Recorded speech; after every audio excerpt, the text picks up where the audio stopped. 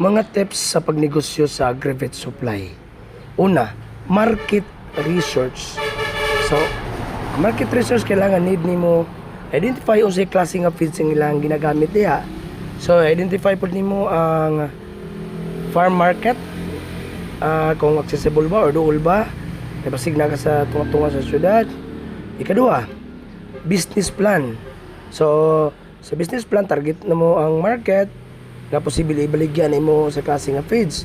Identify nimo sa klase nga feeds nga ginagamit diha ug unsay kusog diha.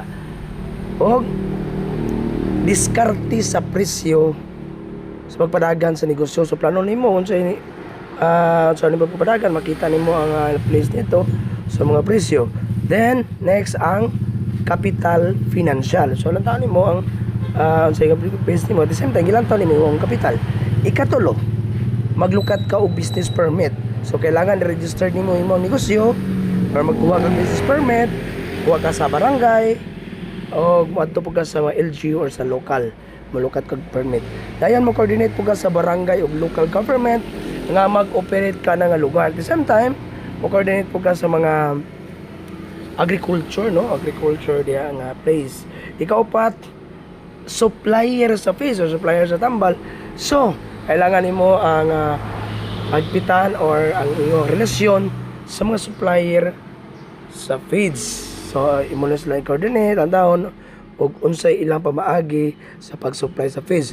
Kadua, tambal, no, yung mga tambal, no, tambal pud sa mga hayop, manok, baboy, kandeng, etc.